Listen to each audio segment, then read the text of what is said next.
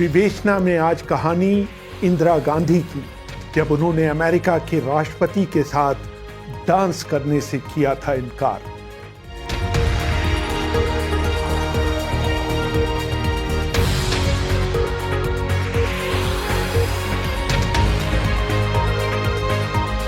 अभिवादन स्वीकार करिए रेहान फदल का। इंदिरा गांधी को महिला प्रधानमंत्री कहे जाने से चिढ़ थी। वो कहा करती थी कि मैं काम करते समय अपने आप को महिला नहीं समझती।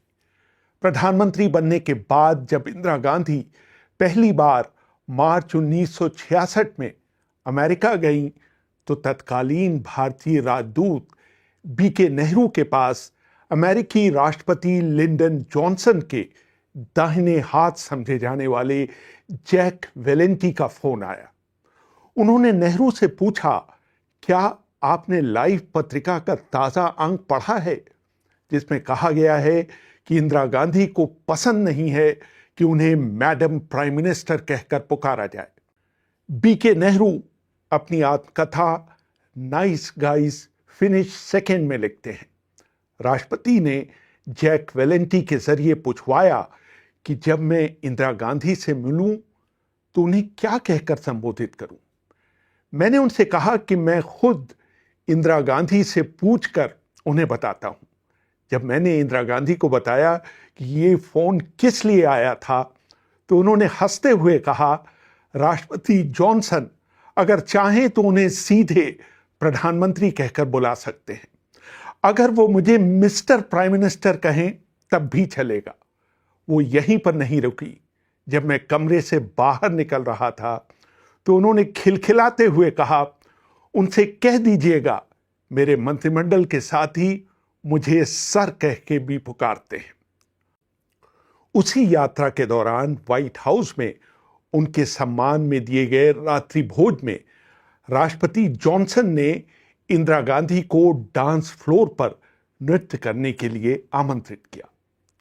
इंदर मल्होत्रा इंदिरा गांधी की जीवनी Indira Gandhi a personal and political biography में लिखते हैं, इंदिरा गांधी हालांकि अपने छात्र जीवन में पश्चिमी तरीके के बॉल डांस किया करती थी, लेकिन उन्होंने जॉनसन के इस अनुरोध को यह कहते हुए स्वीकार नहीं किया कि उनके देशवासियों को ये पसंद नहीं आएगा कि उनकी प्रधानमंत्री बॉल रूम में डांस करे। 4 वर्ष बाद इंदिरा गांधी संयुक्त राष्ट्र के 25वें सम्मेलन में भाग लेने न्यूयॉर्क गए। वहां कई देशों के राष्ट्राध्यक्ष पहुंचे हुए थे। भारतीय दल को अखबारों से पता चला कि अमेरिकी राष्ट्रपति रिचर्ड निक्सन ने सभी राष्ट्राध्यक्षों को व्हाइट हाउस में रात्रि भोज पर बुलाया है। नटवर सिंह अपनी किताब हार्ट टू हार्ट में लिखते हैं, अगले दिन अमेरिका में हमारे राजदूत लक्ष्मीकांत झा वॉशिंगटन से न्यूयॉर्क पहुंचे। उन्होंने इंदिरा गांधी से पूछा कि वो निक्सन के रात्रि भोज में शामिल होने कब वॉशिंगटन पहुंच रही हैं। इंदिरा का जवाब था, उन्हें तो आमंत्रित नहीं किया गया है। लक्ष्मीकांत झा बोले, लेकिन सभी शासनाध्यक्ष निक्सन के भोज में जा रहे हैं। इंदिरा गांधी ने कहा कि मेरा वॉशिंगटन जाने का कोई इरादा नहीं है, क्योंकि भारत के प्रधानमंत्री को वहां आने के लिए औपचारिक निमंत्रण नहीं भेजा गया है। झा उन्हें समझाने लगे कि उनके वहां न जाने से गलत संदेश जाएगा। इंदिरा गांधी ने कहा, अगर निक्सन चाहते तो मुझे दिल्ली में अमेरिकी राजदूत के जरिए भोज का औपचारिक निमंत्रण भिजवा सकते थे, लेकिन अखबार की खबर पढ़कर मैं व्हाइट हाउस खाने पर नहीं जाऊंगी। इंदिरा गांधी बहुत कम खाना खाती थी। उनकी सोशल सेक्रेटरी रही उषा भगत अपनी किताब Indira ji through my eyes में लिखती हैं, सुबह के नाश्ते में वो मिल्की कॉफी, शहद लगा हुआ थोड़ा जला टोस्ट और एक फल लिया करती थी। उनका दोपहर का खाना साधारण होता था, लेकिन वो उसे जहां तक संभव हो अपने परिवार वालों के साथ थाली में खाती थी। रात के खाने में मछली, अंडे या भाप में पकाई गई सब्जियां होती थी। ये खाना वो डाइनिंग रूम में न लेकर अपने कमरे में लिया करती थी।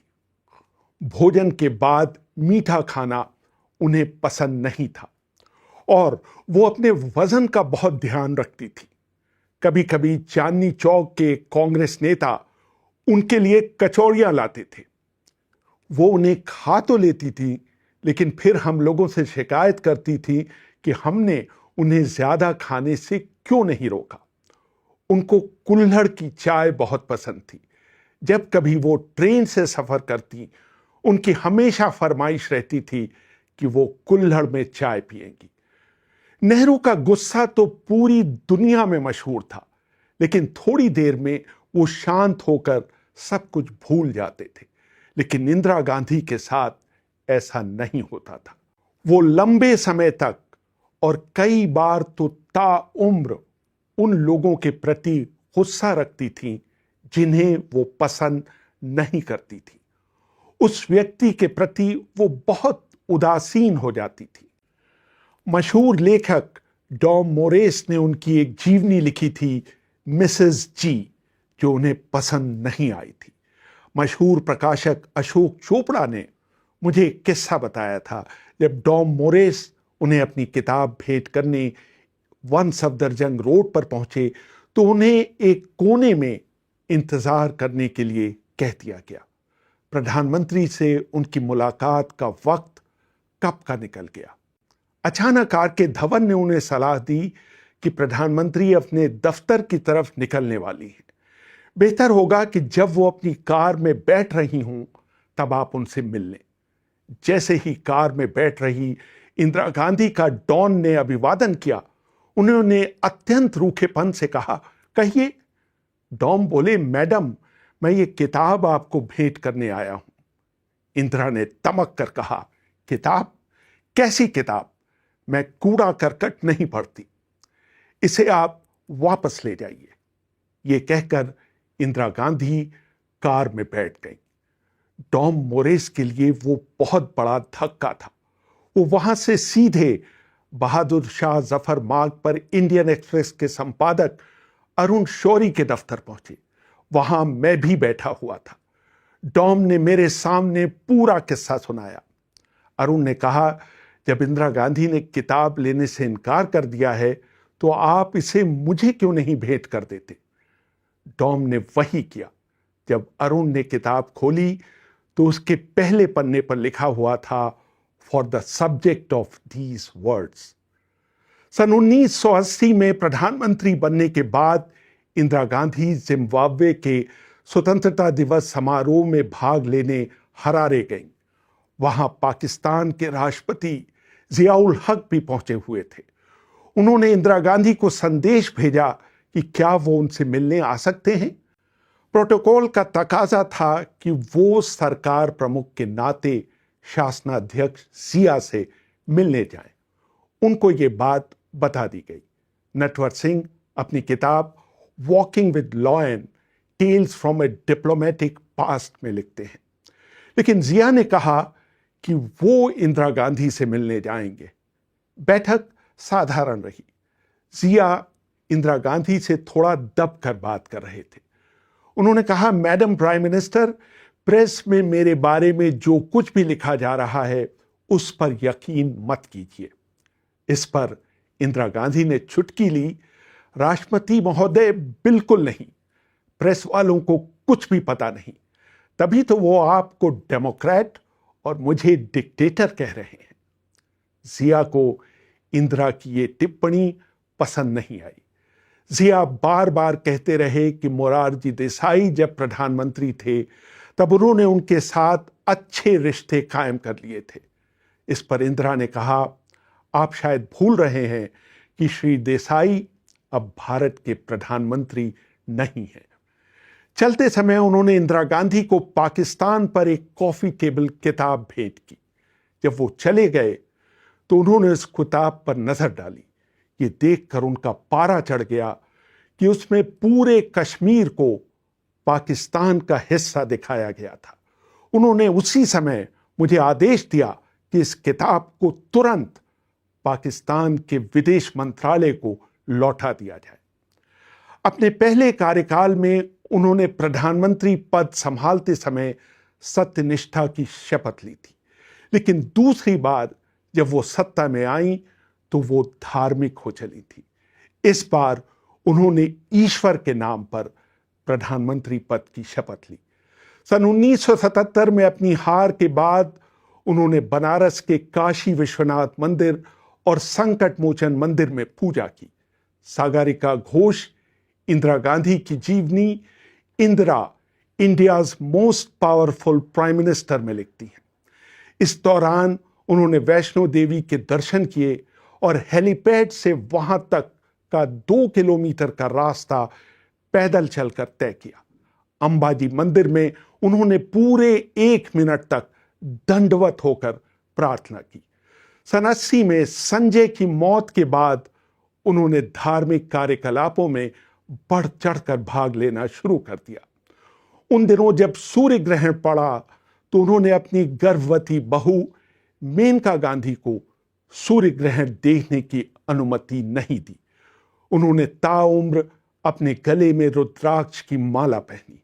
उनके घर के पूजा गृह में सभी देवताओं की मूर्तियों के अलावा क्राइस्ट, गौतम बुद्ध, रामकृष्ण परमहंस की मूर्तियां और एक शंख रखा रहता था।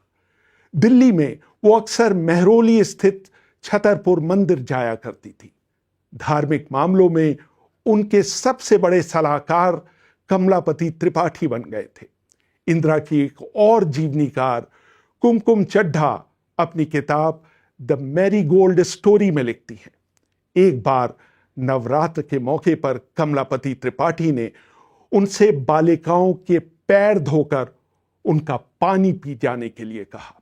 उन्होंने सवाल पूछा कि इससे वो कहीं बीमार तो नहीं पड़ जाएंगी, लेकिन शुरू में झिझकने के बाद विदेश में पढ़ी और फ्रेंच बोलने वाली इंदिरा गांधी ने ये रस्म भी पूरी की।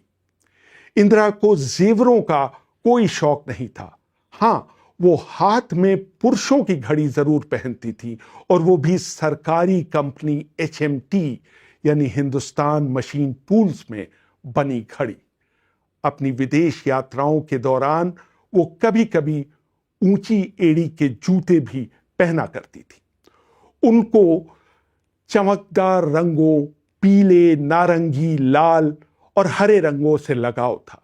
उनकी हैंडलूम साड़ियों का संग्रह जबरदस्त था। सागरिका घोष लिखती हैं, उनके व्यक्तित्व में पूर्व और पश्चिम का बेहतरीन समन्वय था।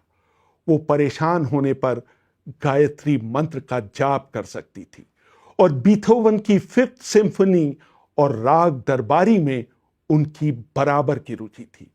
उनकी भारतीयता उनके कपड़ों में झलकती थी।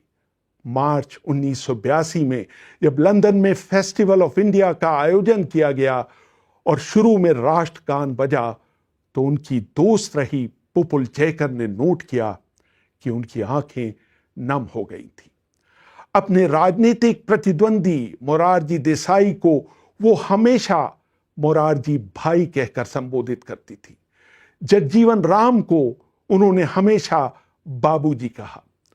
उनके कार्यकाल में संयुक्त सचिव रहे BN टंडन ने अपनी किताब PMO डायरी में उनके काम करने के ढंग की बहुत आलोचना की, लेकिन वो ये भी लिखते हैं कि जब वो बीमार पड़े तो इंदिरा ने अपने निजी चिकित्सक को उनके इलाज के लिए भेजा। जब भी वो विदेश यात्रा पर जाती थी तो अपने साथ काम करने वाले RK धवन के लिए सिगरेट लाना नहीं भूलती थी। उन्हें पता था कि धवन चेन स्मोकर हैं। वो रोज सुबह 6 बजे उठती थी और योगा करने और जाड़े में भी ठंडे पानी से नहाने के बाद 8 बजे तक तैयार हो जाती थी। 1977 में चुनाव हारने के बाद वो हर उस जगह पहुंची जहां उन्हें लगा कि लोगों के साथ अन्याय हो रहा है, चाहे वो बिहार का बेलची हो या मोरबी के बाढ़ पीड़ितों के साथ सहानुभूति दिखाना हो या पंतनगर में हुई फायरिंग का विरोध करना हो, वो हर जगह मौजूद रहती थी। ब्रिटिश पत्रकार ब्रूस चाटविन ने अपने एक लेख on the road with Mrs G में लिखा था, शारीरिक रूप से वो भारत के किसी भी राजनेता से अधिक मजबूत है। उनको अपने स्वास्थ्य पर गर्व था।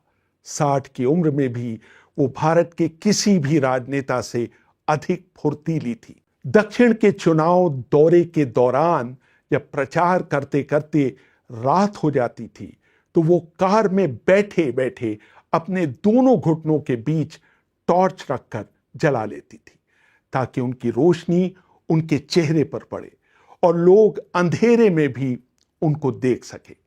चिकमंगलूर के उपचुनाव में उन्होंने दिन में 18 घंटे चुनाव प्रचार किया और सिर्फ मूंगफली और फलों पर रही। रेहान फजल, BBC, दिल्ली।